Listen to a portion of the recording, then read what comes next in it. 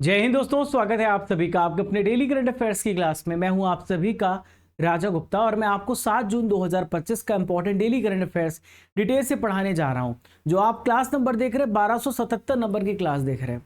लगातार 1277 दिनों से मैं आपको डेली करंट अफेयर्स पढ़ा रहा हूं, हिंदी और इंग्लिश दोनों मीडियम में, स्टैटिक जीके के साथ बहुत कुछ आपको मिलता है।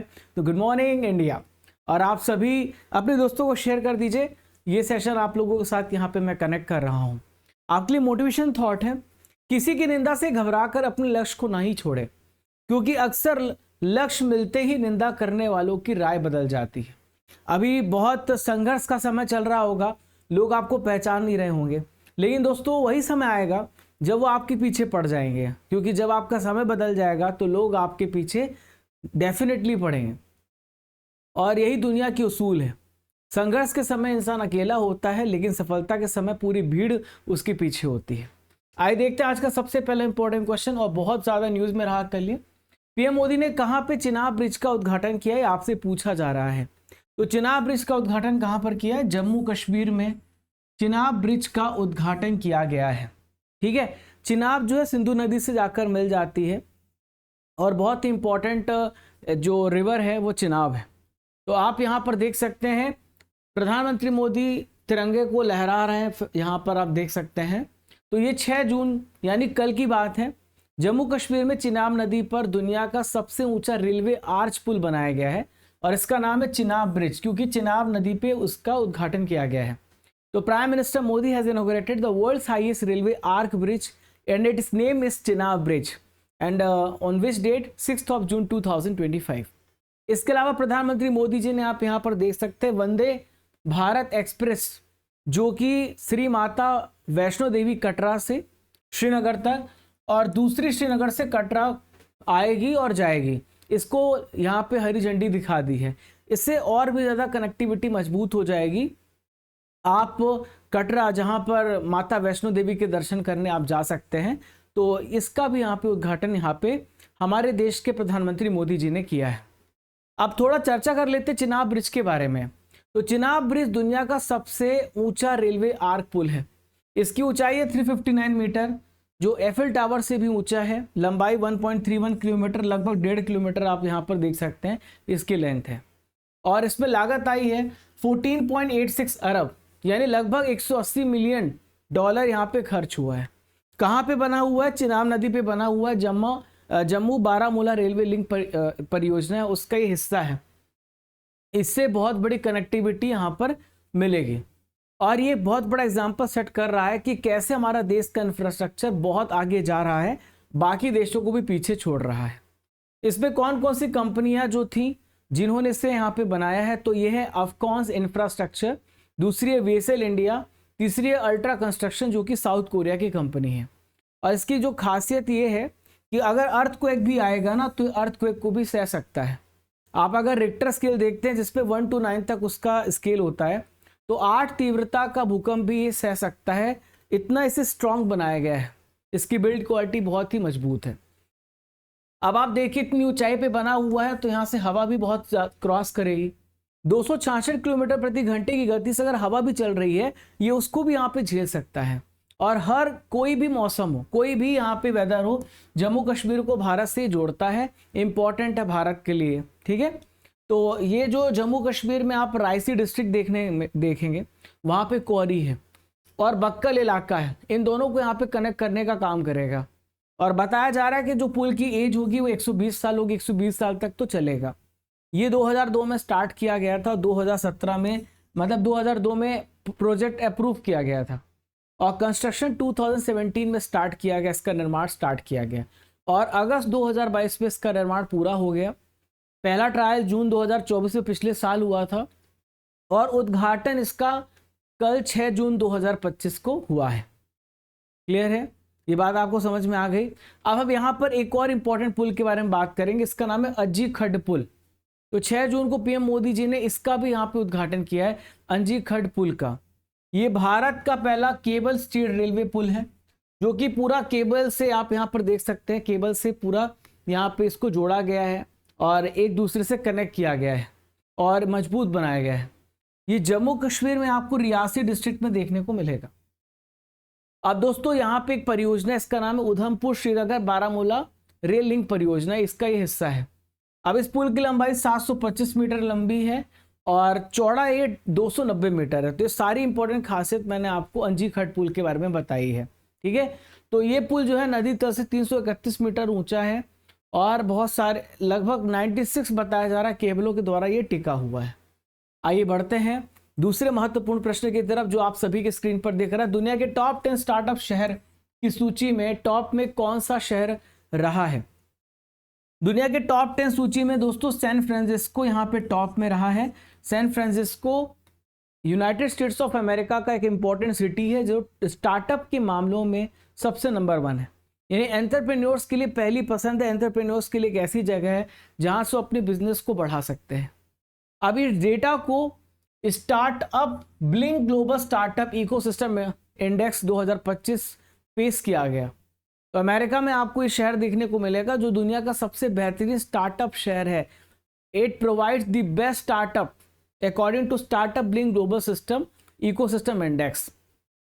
तो भारत के बेंगलुरु शहर ने टॉप 10 में जगह यहाँ पे बनाई है और 10वें स्थान पर यहाँ पे बेंगलुरु को दिया गया है। दिल्ली 11th प्लेस पर है, मुंबई 18वें स्थान पर है। ये भी बहुत तेजी से आगे बढ़ रहे हैं। तो टॉप में यहाँ पे ओवरऑल सैन फ्रांसिस्को है अमेरिका का, सेकंड नंबर पे न्यूयॉर्क है अमेरिका का, थर्ड नंबर पे लंदन है यूके का। हम बात करें टोटल ओवरऑल अमेरिका इस पर टॉप आता है, यूके सेकंड रैंक पर आ रहा है और थर्ड प्लेस पे चाइना है। भारत ओवरऑल 20th प्लेस पर है। तो इकोसिस्टम भारत को मजबूत करने की ज़रूरत है। स्टार्टअप्स के लिए हमें बहुत सारी जो फॉर्मेलिटीज़ हैं, बहुत सारी जो पॉलिसीज़ हैं उसको सरल बनाना पड़ेगा ताकि इन्वेस्टर और आकर्षित हो और वो भारत में इन्वेस्ट करेगा। इससे ज़्यादा हमें एम्प्लॉयमेंट जनरेशन, इससे हम और ज़्यादा लोगों को रोजगार दे सकें, इकोनॉमी हम अपने देश की बूस्ट करेंगे। अब दोस्तों बात यहाँ पे इंडेक्स की आई है तो मैं आपको 2025 के सभी इंडेक्स पढ़ाने वाला हूँ जो आपके एग्जाम में डेफिनेटली पूछे जाएंगे। तो वर्ल्ड प्रेस फ्रीडम इंडेक्स अभी रिसेंटली में जारी किया गया। भारत 151 प्लेस पे, नॉर्वे यहाँ पे पहले स्थान पे है। ह्यूमन डेवलपमेंट इंडेक्स में हमारा स्थान 130 है, पहले स्थान पे आइसलैंड है। अगला है यहाँ पर सबसे बड़ी इकोनॉमी है यहाँ पे अमेरिका की, चौथे नंबर पे हम आते हैं। और वर्ल्ड हैप्पीनेस इंडेक्स में हमारा स्थान 118 है, फिनलैंड टॉप में है। ग्लोबल टेररिज्म इंडेक्स में हमारा स्थान 14 है, बुर्किना फासो पहले स्थान पे आता है। भ्रष्टाचार धारणा सूचकांक में हमारा स्थान 96 है, पहले स्थान पे डेनमार्क है। ग्लोबल हंगर इंडेक्स में हमारा स्थान 105 है, टॉप पे बेलारूस है और बहुत सारे ऐसे उसमें देश हैं, लगभग 22 देश हैं जो कि ग्लोबल हंगर इंडेक्स में टॉप में आते हैं। दोस्तों आप इस क्लास की जो पीडीएफ है वो कहाँ से डाउनलोड करेंगे? स्टडीगर से। जैसे ही आपकी क्लास खत्म होगी तो आप डेली करंट अफेयर्स सेक्शन में जाना और वहाँ पर आप डेली करंट अफेयर्स की पीडीएफ को डाउनलोड कर सकते हैं। एप्लीकेशन को डाउनलोड कर लीजिएगा। इसके अलावा शाम को 5 बजे आपको टेलीग्राम में पीडीएफ मिल जाती है और राजा गुप्ता करंट अफेयर हमारा Telegram channel, link description box में सर्च करके भी आप ज्वाइन हो सकते हैं। Don't forget to subscribe, like and share, okay. और दोस्तों ये हमारा नंबर है जिसमें आप हमें कांटेक्ट कर सकते हैं स्टडी रिलेटेड हेल्प के लिए। अगला प्रश्न है, इंग्लैंड और वेल्स क्रिकेट बोर्ड ईसीबी और बीसीसीआई ने अभी फैसला किया है कि भारत इंग्लैंड टेस्ट सीरीज होने जा रही है, तो इसका नया नाम क्या रखा जाए? तो इसे नया नाम रखा गया है एंडरसन तेंदुलकर ट्रॉफी। क्या नाम रखा गया? Anderson Tendulkar trophy. एंडरसन ये इंग्लैंड के बहुत ही महान, आपको पता है, फास्ट बॉलर थे, रिटायर हो चुके हैं। तेंदुलकर आप सभी जानते हैं गॉड ऑफ क्रिकेट हैं। तो इंग्लैंड और वेल्स क्रिकेट बोर्ड ईसीबी ने, बीसीसीआई ने फैसला किया है कि भारत इंग्लैंड टेस्ट सीरीज का नाम बदला जाए और इसे एंडरसन तेंदुलकर ट्रॉफी कर दिया जाए।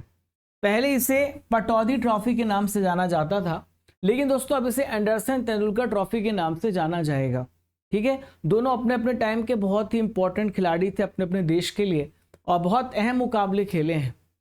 तो ट्रॉफी का जो अनावरण है, ट्रॉफी का इनॉग्रेशन 11 जून को लॉर्ड स्टेडियम में किया जाएगा। अभी हमारी टीम इंग्लैंड जा रही है मैच खेलने के लिए, तो आप यहाँ पे टेस्ट सीरीज भी देखेंगे। पटौदी ट्रॉफी 2007 में जो पूर्व क्रिकेटर थे नवाब मंसूर अली खान पटौदी, उनके सम्मान में शुरू करी गई थी और अब यहाँ पर आप देख सकते हैं इसका नाम चेंज किया गया है। दोस्तों कल मैंने आपसे 3 प्रश्न पूछे थे जिसका आंसर आप सभी को कमेंट बॉक्स पे देना था। वापस से मैं आपसे 3 प्रश्न पूछूंगा जिसका आंसर आपको कमेंट बॉक्स पे देना है। चुंबकीय क्षेत्र की इकाई क्या है? तो ये टेस्ला है। प्रकाश का अपवर्तन रिफ्रैक्शन किस कारण होता है? तो जो प्रकाश की जो चाल होती है वो बदल जाती है, इसलिए प्रकाश का क्या होता है? रिफ्रैक्शन होता है। रिफ्रैक्शन में क्या होता है कि अगर आप इसको रेयरर से डेंसर मीडियम में डालेंगे तो जो लाइट होगी वो अंदर की ओर झुक जाएगी, ठीक है। और अगर ये डेंसर से और रेयरर में जा रही है, सघन से विरल में जा रही है, तो ये क्या हो जाएगी? अपने मार्ग से और दूर चली जाएगी, ठीक है। यानी 90 जो परपेंडिकुलर है लंब से दूर चली जाएगी। फ्रांसीसी क्रांति कब हुई थी? 1789 में फ्रेंच रेवोल्यूशन हुआ था। दोस्तों 3 प्रश्न पूछ रहा हूँ, 2 प्रश्न और पूछ रहा हूँ, जिसका आंसर आप सभी को कमेंट बॉक्स पे देना है। औद्योगिक क्रांति का प्रारंभ किस देश में हुआ है? चंद्रगुप्त मौर्य को सिंहासन में बैठाने और मौर्य साम्राज्य की स्थापना में किसका मुख्य योगदान था? बढ़ते चौथे प्रश्न की तरफ। भारतीय रेलवे के द्वारा तत्काल टिकट बुकिंग में हाल ही में क्या बदलाव किया गया है? तो तत्काल टिकट बुकिंग में आधार आधारित ई-केवाईसी होगा। इसका क्या मतलब है दोस्तों? पहले क्या होता था कि बहुत सारे फर्जी लोग, बहुत सारे बॉट्स होते थे, बहुत सारे जो ब्रोकर्स होते थे, वो कुछ सेकंड में टिकट बुक कर लेते थे और आपकी टिकट खत्म हो जाती थी और आम इंसान को टिकट मिल नहीं पाता था। ये उनकी कमाई करने का बहुत बड़ा जरिया था और आम आदमी हमेशा परेशान रहता था। अब इसमें बदलाव ये हुआ है कि अगर आप 11 बजे टिकट कर रहे हैं तो पहले आपको टिकट मिलेगी, यानी कि हर व्यक्ति को अपने आधार कार्ड से लिंक करना पड़ेगा। एक OTP 10 मिनट पहले आएगा और वो OTP जब आप डालेंगे तभी आपकी टिकट बुकिंग होगी। और दोस्तों बाकी जो एजेंट्स हैं वो भी टिकट बुकिंग कर सकते हैं, लेकिन वो 11:10 के बाद कर पाएंगे, मतलब उनको 10 मिनट बाद मौका मिलेगा टिकट बुकिंग करने का, जब भी या 10 बजे आप जब AC की बुकिंग करते हैं। तो ये सारे बदलाव इसलिए किए गए। लगभग अभी 3.5 करोड़ फर्जी अकाउंट्स थे, उनको यहाँ पे बंद किया गया है। तो भारतीय रेलवे ने तत्काल टिकट बुकिंग में ई-आधार जो सर्टिफिकेशन है, ऑथेंटिकेशन, उसे मैंडेटरी कर दिया है। तो अब तत्काल टिकट बुक करने के लिए आपको आधार से लिंक अकाउंट करना पड़ेगा। तो जो मल्टीपल यहाँ पे लोग टिकट कर पाते थे अब वो नहीं कर पाएंगे, क्योंकि इसमें OTP आएगा, OTP डालेंगे, वेरीफाई होगा, उसके बाद ही टिकट आपकी पूरी होगी, ठीक है। तो क्या फायदा होगा? जो स्कैल्पिंग है बॉट से, जो टिकट बुकिंग करते हैं तो उससे धांधली रुकेगी और जो आपको तत्काल टिकट है वो कंफर्म मिल सकती है, ज़्यादा इसके चांसेस बढ़ जाएंगे। क्वेश्चन नंबर 5 आइए देखते हैं। RBI ने ई-कॉमर्स कंपनी को NBFC, जिससे हम नॉन बैंकिंग फाइनेंशियल कंपनी कहते हैं, इसका लाइसेंस प्रदान किया। तो कौन सी इसमें से यहाँ पर कंपनी जिसको NBFC का दर्जा मिला है? तो फ्लिपकार्ट, आप सभी इसमें शॉपिंग तो करते ही होंगे, तो फ्लिपकार्ट को NBFC का लाइसेंस प्रदान किया गया है। इसका क्या मतलब होता है NBFC का, मैं आपको समझाता हूँ पूरा डिटेल से। तो NBFC लाइसेंस जब मिल जाएगा तो फ्लिपकार्ट जो है अपने डायरेक्ट ग्राहकों को लोन दे सकता है। वो क्या करेगा? लोन देगा, कुछ इंटरेस्ट उसका देना पड़ता है और आपको, मतलब इससे कंपनी को बहुत प्रॉफिट होता है, इसीलिए तो बैंक जो है लोन देती है, ठीक है। कमाई का जरिया तो उनका लोन ही है, लेकिन एक कंडीशन है, फ्लिपकार्ट बैंक की तरह पैसे डिपॉजिट नहीं कर पाएगा।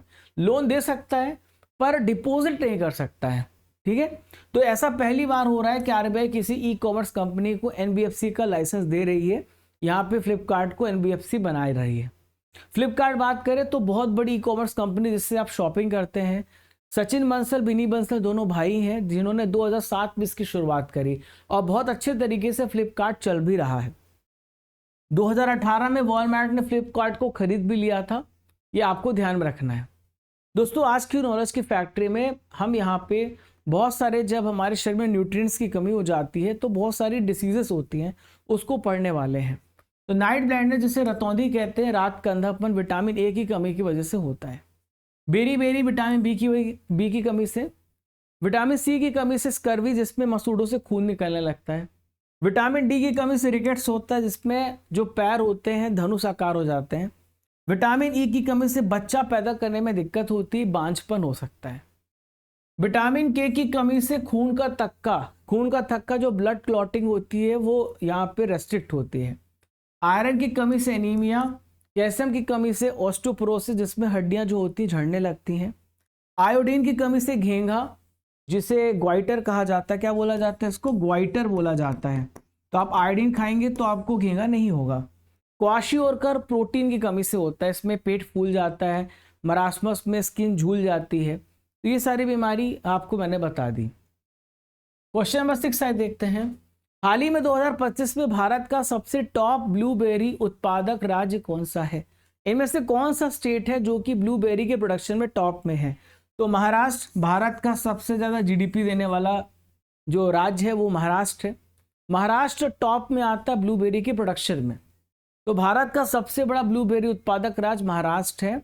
और महाराष्ट्र में आप नासिक और पुणे देखेंगे तो वहाँ की जो मिट्टी है, वहाँ की जो सॉइल है, वो ब्लूबेरी की प्रोडक्शन के लिए सबसे आइडियल मानी जाती है। तो पहले नंबर पे महाराष्ट्र, दूसरे पे कर्नाटक, तीसरे पे हिमाचल, चौथे पे तमिलनाडु और 5वें स्थान पे उत्तराखंड को दिया गया है। अब दोस्तों बात यहाँ पे फसल की आई है, तो मैं आपको पूरी लिस्ट बता देता हूँ कि कौन सा राज्य किस फसल में उत्पादन में नंबर 1 है।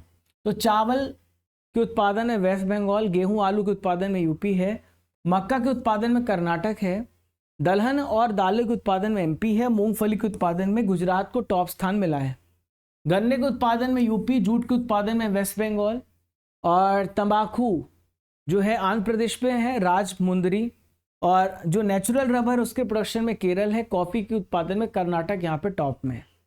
आइए बढ़ते 7वें प्रश्न की तरफ। विश्व खाद्य सुरक्षा दिवस हर साल कब मनाया जाता है? When is world food safety day is being observed every year? तो दोस्तों 7 जून, आज 7 जून है और 7 जून को मनाया जाता है विश्व खाद्य सुरक्षा दिवस। ठीक है, तो हर साल ये मनाया जाता है। तो यहाँ पर इसके बारे में बताया जाता है कि देखिए जो फूड है, ठीक है, तो फूड बहुत इंपॉर्टेंट हम सब के लिए। तो हमें क्या करना चाहिए? सेफ फूड खाना चाहिए, नहीं कि हम यहाँ पे यूरिया वाला खाना खाएं।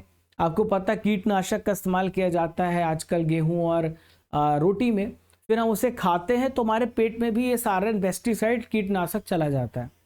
और बहुत सारी बीमारियां आजकल खान पाने से भी हो रही है, यानी खाने पीने से भी हो रही है। तो खाद्य जनित बीमारियों को रोकना भी हमारा उद्देश्य है। 2025 की थीम है फूड स्टैंडर्ड्स सेव लाइफ्स। यदि हम फूड का स्टैंडर्ड मेंटेन करेंगे तो लोगों का जीवन यहाँ पे बचेगा। अब बात करते हैं कि ये जो कौन सा ऑर्गेनाइजेशन है जो रेस्पॉन्सिबल दुनिया भर में फूड सिक्योरिटी के लिए? तो FAO है, यानी फूड एंड एग्रीकल्चर ऑर्गेनाइजेशन। 16 अक्टूबर को वर्ल्ड फूड डे मनाते भी 1945 में FAO की स्थापना हुई है। रोम इटली में हेडक्वार्टर है। चू डोंग्यू जो कि चाइना से है, इसके करंट में डायरेक्टर बनाए गए हैं। ठीक है, तो इसका मेन मकसद है कि हंगर को ख़त्म करना, कुपोषण को ख़त्म करना और सस्टेनेबल डेवलपमेंट की तरफ जाना। देखिए जून महीने के इंपॉर्टेंट डेज को भी पढ़ लेते हैं, पूरा रिवाइज करा देता हूँ। तो 1 जून को मनाया जाता है वर्ल्ड मिल्क डे, 1 जून को मनाया जाता है ग्लोबल पेरेंट्स डे, 5 जून को वर्ल्ड एनवायरनमेंट डे, 8 जून को वर्ल्ड ओशन डे। ठीक है, 12 जून को world day against child labour, 14 June को world blood donor day, 18 June को गोवा क्रांति दिवस, 19 जून को world sickle cell awareness day, 20 June को वर्ल्ड रिफ्यूजी डे और 21 जून को international yoga day, international Olympic day, 23 June को, 29 जून को नेशनल स्टैटिस्टिक्स डे, राष्ट्रीय सांख्यिकी दिवस, और 30 जून को वर्ल्ड एस्टेरॉयड डे यहाँ पे मनाया जाता है। क्लियर है? चलिए क्वेश्चन नंबर 8 आइए देखते हैं। असामान्य रक्त के थक्के बनने को रोकने के लिए किस संस्थान ने एक नया नैनोजाइम डेवलप किया है? कौन सा इंस्टीट्यूट है जो यहाँ पे जो ब्लड क्लॉटिंग हो जाती है उसको रोकने के लिए नैनोजाइम को डेवलप किया है? तो ये है Indian institute of sciences Bengaluru, IISc Bengaluru ने इसको यहाँ पे डेवलप किया है। अब पहले ये समझते कि नैनोजाइम होते क्या हैं। तो नैनोजाइम एक नैनो मटेरियल है जो कि नेचुरल एंजाइम की तरह कार्य करते हैं और हमारे केमिकल प्रोसेसेस को तेज करते हैं, फास्ट करते हैं, गति देने में मदद करते हैं। तो यहाँ पे IISc बेंगलुरु के जो रिसर्चर्स हैं उन्होंने नैनोजाइम को डेवलप किया है जो कि रक्त का थक्का जम जाता है हमारे शरीर के अंदर, जिसकी वजह से हार्ट अटैक, ब्लड क्लॉट हो जाता है, लोगों की मृत्यु हो जाती है। तो इसको यहाँ पे रोका जाएगा, इसके लिए काम किया जा रहा है। तो नैनोजाइम एक प्रकार का नेचुरल एंटीऑक्सीडेंट एंजाइम की तरह काम करता है और हमारे प्लेटलेट जो ज़्यादा हो जाते हैं उनकी एक्टिवनेस को रोकेगा, जिससे थ्रोम्बोसिस का खतरा यहाँ पे कम हो जाएगा, ब्लड क्लॉटिंग आपकी कम हो जाएगी। ठीक है, तो पल्मोनरी थ्रोम्बोलिज्म ऐसी बीमारियाँ होती हैं उसमें ये मदद करेगा। ठीक है, तो कोविड-19 में हुआ क्या था, बहुत सारे लोगों की मौत हो रही थी क्योंकि रक्त का थक्का बन रहा था और एक बहुत बड़ी समस्या बन गया था। तो रक्त का थक्का ना जमे, इसके लिए आपको हेल्प करेगा। क्वेश्चन नंबर 9 देखते हैं। संयुक्त राष्ट्र महासभा में 2026-27 के कार्यकाल के लिए इनमें से किन देशों को चुना गया है? 2026-27 के लिए दोस्तों Bahrain, Latvia, Colombia, Liberia, Congo लोकतांत्रिक गणराज्य, इन राज्यों को यहाँ पे चुना गया है। इन देशों को चुना गया है। ठीक है, तो आप यहाँ पे देखिए बहरीन, लतविया, कोलंबिया, लाइबेरिया और कॉन्गो लोकतांत्रिक गणराज्य को यूनाइटेड नेशन जनरल असेंबली ने यूएनएससी के अस्थायी सदस्य यानी कि नॉन परमानेंट मेंबर के रूप में चुना गया। देखो टोटल 15 मेंबर होते हैं यूएनएससी में, 5 परमानेंट हैं और 10 नॉन परमानेंट। तो जो 5 परमानेंट मेंबर हैं वो कार में बॉयफ्रेंड, मैंने आपको बताया था कार में बॉयफ्रेंड 5 कंट्री हैं, चाइना, अमेरिका, रशिया, ब्रिटेन और फ्रांस। और 10 अस्थायी देश होते हैं जिनका कार्य 2 साल का होता है, वो बार बार बदलते रहते हैं। तो जो कार्यकाल होगा 1 जनवरी 2026 से लेकर 31 दिसंबर 2027 तक होगा। और लतविया यूएनएससी का पहला अस्थायी सदस्य यहाँ पे बना है। यूएनएससी का मेन जो काम होता है शांति सुरक्षा बनाए रखना, जिसमें पूरी तरीके से यूएनएससी नाकाम रहा है। दुनिया में कोई भी ऐसा, अभी देखो वॉर चल रहा है, उसको रोकने में असक्षम। तो ये ग्लोबल पीस को और सिक्योरिटी को मेंटेन करता है, जिसका हेडक्वार्टर न्यूयॉर्क अमेरिका में आपको देखने को मिलेगा। 15 मेंबर इसमें है, मैं आपको पहले बता चुका हूँ। 5 मेंबर है जिनके पास वीटो पावर है, 10 मेंबर अलग होते हैं, हर 2 साल इनका कार्यकाल होता है। प्यारे साथियों, जो नए छात्र हैं, जो पुराने छात्र हैं, वो स्किप कर सकते हैं। नए छात्रों के लिए जानकारी 11 विषय मैं आपको अर्जुन जीएस फाउंडेशन बैच में पढ़ा रहा हूँ। State, PSC, SSC, railway, defence exams के लिए आप कूपन कोड यहाँ पे यूज़ करना NTPC 600। तो आज के लिए वैलिड है NTPC 600, जो आपको ये कोर्स 699 में मिल जाएगा। इस नंबर पे आप कांटेक्ट करना और आपको regular topic wise test, bilingual class, recorded session, previous discussion, ये सब कुछ आपको एक ही प्लेटफॉर्म पे मिलता है और आप जाकर के एनरोल होना इस बैच में। ये सारे विषय आप हमसे पढ़ेंगे। ठीक है, ये टाइमिंग है आपकी क्लास की। आइए देखते हैं क्वेश्चन नंबर 10 आप सभी के स्क्रीन पर। भारत का पहला परिवर्तनीय गति पंप स्टोरेज प्लांट का संचालन किस राज्य में शुरू हुआ है? तो पहला यहाँ पर उत्तराखंड इसका राइट आंसर हो जाएगा। तो उत्तराखंड पहला स्टेट बन चुका है जो वेरिएबल स्पीड स्टोरेज प्लांट यहाँ पे बना है। ठीक है, तो आप यहाँ पर देख सकते हैं, तो यहाँ पर देखिए तो TSDC इंडिया लिमिटेड है जिन्होंने जगह उत्तराखंड टिहरी में भारत का पहला यहाँ पर वेरिएबल परिवर्तनीय गति पंप स्टोरेज प्लांट का 250 मेगावाट की पहली यूनिट का सफल संचालन यहाँ पर स्टार्ट किया, इसे स्टार्ट कर दिया है। ठीक है, तो आप यहाँ पर देख सकते हैं सारे बड़े बड़े पंप को। तो ये स्टोरेज प्लांट तो हैं, लेकिन इसके एडिशनल ये बिजली को भी स्टोर कर सकते हैं और समय समय पे ज़रूरत पड़ी तो इसकी सप्लाई भी कर सकते हैं। तो इनकी टोटल क्षमता 1000 मेगावाट है और पहली यूनिट 250 मेगावाट की है। तो स्थान कहाँ पर है? Tehri hydro power complex Uttarakhand में, और इसको निर्माण कराया TSDC इंडिया लिमिटेड ने। ठीक है, तो ये प्रमुख हाइड्रो इलेक्ट्रिक कंपनी है टिहरी हाइड्रो डेवलपमेंट कॉर्पोरेशन, और इसे NTPC के अधीन ये रखा जाता है। 12 जुलाई 1988 को इसकी स्थापना हुई थी। ऋषिकेश उत्तराखंड में इसका हेडक्वार्टर आपको देखने को मिलेगा। प्रधानमंत्री की आर्थिक सलाहकार परिषद, जिसे EAC-PM बोलते हैं, इसके अध्यक्ष के रूप में वापस से किसे अपॉइंट किया गया है? तो यहाँ पर S महेंद्र देव को वापस से अपॉइंट किया गया है। Economic advisory council to the prime minister से बोलते हैं EAC-PM में। ठीक है, तो ये आर्थिक मुद्दों पे सलाह देते हैं। तो बहुत ही फेमस, बहुत ही एमिनेंट इकोनॉमिस्ट हैं S महेंद्र देव, जिनको अपॉइंट किया गया है prime ministers economic advisory council में। ठीक है, आर्थिक सलाहकार परिषद का अध्यक्ष यहाँ पे बनाया गया है। तो यहाँ पर देखिए प्रधानमंत्री को आर्थिक और बहुत सारी पॉलिसी पर यहाँ पर सलाह देते हैं।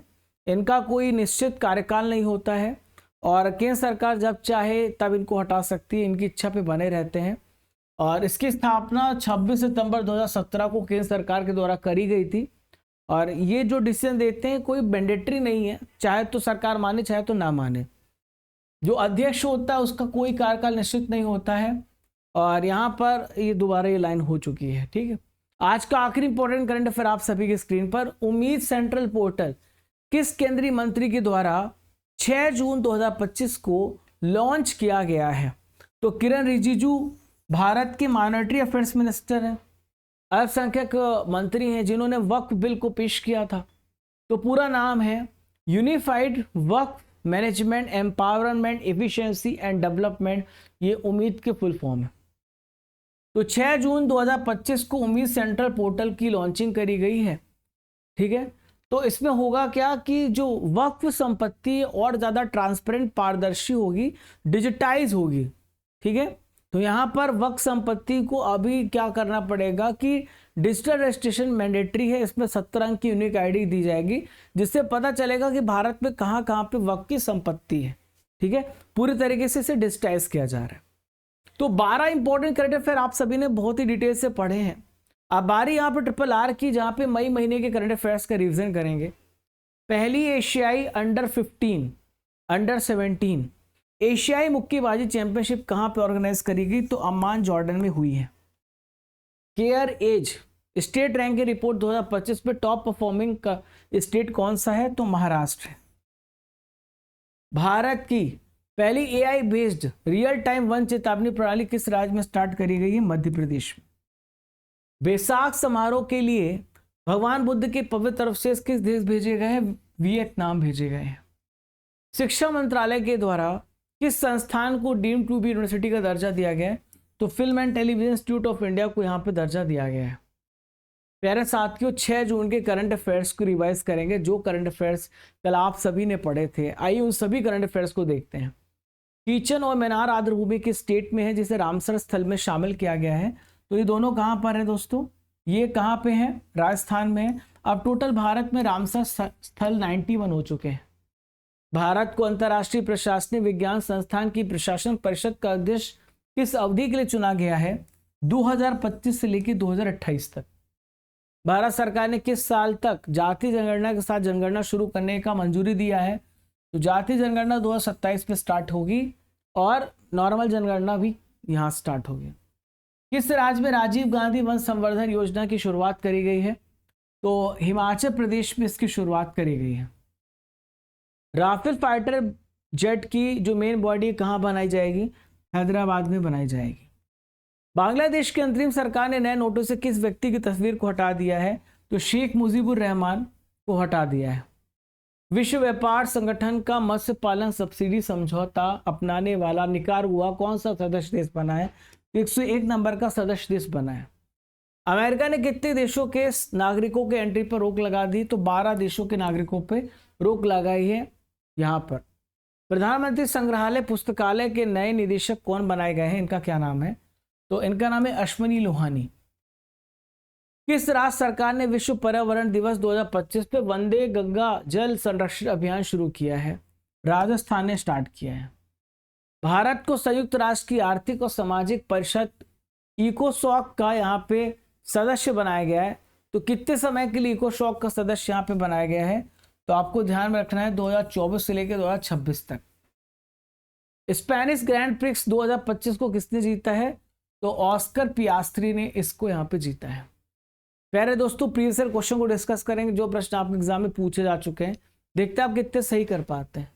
इनमें से कौन सा धनाविष्ट नहीं है, मतलब जिसमें पॉजिटिव चार्ज नहीं है, वो कौन सा है? ठीक है, रिस्ट लिखा हुआ पॉजिटिव चार्ज।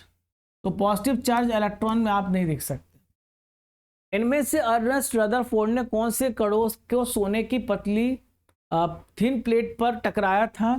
तो ये था अल्फा। इनमें से कौन सा धातु विद्युत का सबसे अच्छा सुचालक है? तो चांदी सबसे अच्छा गुड कंडक्टर माना जाता है, सुचालक माना जाता है। आज का सवाल है, पीएम मोदी ने कहां पे चिनाब ब्रिज का उद्घाटन किया? इसका उत्तर आप सभी को कमेंट बॉक्स पे देना है। आप सभी एक तस्वीर देख रहे एक महिला की, आपको बताना ये तस्वीर किस ग्रेट पर्सनालिटी की है। और दोस्तों, आप सभी स्टडी कर एप्लीकेशन को डाउनलोड कर लीजिए गूगल प्ले स्टोर से, जिसका लिंक आपको डिस्क्रिप्शन बॉक्स पे दिया गया है। कोर्सेस एंड PDF पे जाएंगे, जहाँ पे 1 ईयर की 2024 की 2025 की आपको मंथली ई बुक्स मिलेगी, 1000 topic wise PDF, 1 year current affair PDF, test series, e books, ये सब कुछ आपको एक ही जगह पे मिलेगा। ये स्टैटिक जीके की किताब है जो आप ऑनलाइन ऑर्डर कर सकते हैं हमारी वेबसाइट से, इसका लिंक डिस्क्रिप्शन बॉक्स में है।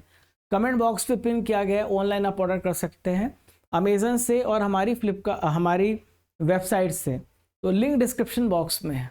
बहुत ही शानदार तरीके से इस बुक को हमने तैयार किया है। और साथियों, आप जो है लगातार आप पढ़ते रहें, बहुत सारी बुक्स हैं, ई बुक्स हैं, मंथली बुक्स हैं, ईयरली बुक्स हैं, ये सब कुछ आपको एक ही प्लेटफॉर्म पे उपलब्ध कराई गई है। जाइए अभी यहाँ पे डाउनलोड करके आप पढ़िए, ठीक है। तो फ्रेंड्स, मिलते हैं अगले इंपॉर्टेंट सेशन में। चैनल पर अगर आप पहली बार आए हैं तो सब्सक्राइब करना मत भूलिएगा। पढ़ते रहिए और बहुत अच्छे से मन लगा के अपना काम करिए। आने वाला भविष्य आपका बहुत उज्जवल है, मुझे पूर्ण भरोसा है। जय हिंद, जय भारत।